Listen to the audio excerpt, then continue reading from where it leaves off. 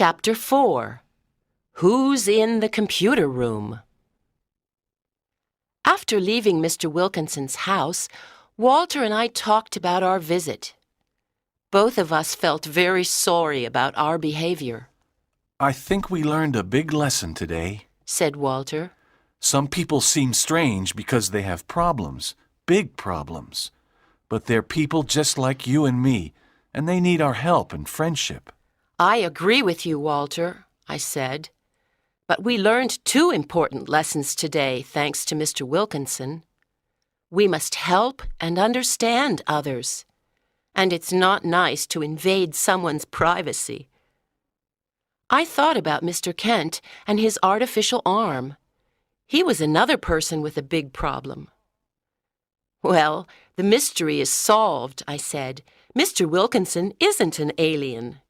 He's a very nice teacher. We walked in silence for a few minutes. We were both thinking about Mr. Wilkinson. Hey, do you want to get an ice cream now? I finally asked Walter. Good idea, Walter said. Let's invite Barbara. Yeah, let's, I said. It's almost 5 o'clock and basketball practice is over. I'll send her a text message. 30 minutes later, we met Barbara and we sat down by the sea and ate our 3 large ice creams. So, what's happening? Asked Barbara. We have a lot of news for you, I said. Really? Well, don't make me wait. Tell me immediately, said Barbara, laughing. We told her everything. The news about the comet and the intergalactic voyages and how we had the idea that Mr. Wilkinson was an alien. We told her about what happened when we followed Mr. Wilkinson home and the teacher's sad story. Barbara listened carefully, and she was very surprised. The poor man, she said sadly. What a terrible problem. And he's alone here in Seattle, isn't he? Karen, let's make him a delicious chocolate cake next weekend. My mom can help us. It'll be a welcome present. Yes, let's do it on Sunday afternoon. Then we can take it to school on Monday, I said. He'll love it. Well, girls, I'm not a good cook, but the chocolate cake sounds great, said Walter. Now tell me more about intergalactic voyages, said Barbara. Yes, please do, I said. Perhaps aliens will come to visit Earth. Walter told us a lot of interesting things about UFOs and aliens. I suddenly noticed that it was getting dark. I tried to look at my watch, but it wasn't on my arm. Oh no, I said. Where's my watch? Then I remembered. I took it off in the gym at lunchtime. I'm sure I left it there near the showers after volleyball. I must go and get it now. Don't worry, Karen. The janitor will find it and put it in a safe place. You can get it in the morning, said Barbara. But that watch is really important to me. It was a present from my grandparents, I said. But the school's closed at this time, said Walter. No, it's not closed today because Mrs. Wong is preparing some math tests for her classes, I said. How do you know that? Asked Walter. I heard her talking to Miss Cruz this morning, I said. You know everything, said Barbara, smiling. Okay then, we'll see you tomorrow morning. Walter also smiled and said, Good luck. I ran to Washington High and the main door was open.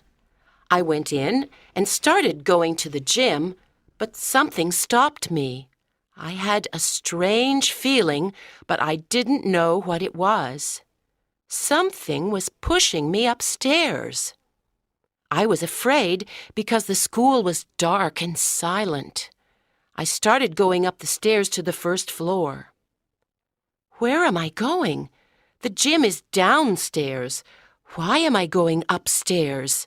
I asked myself. My heart was beating faster and faster. Something was waiting for me at the top of the stairs. I knew it. But what was it? I wanted to run home, but I could not do it. I had to find out.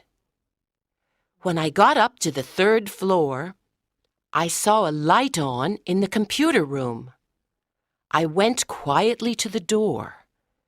Someone was working in front of a computer. It was Mr. Kent. He was writing a long line of numbers and letters.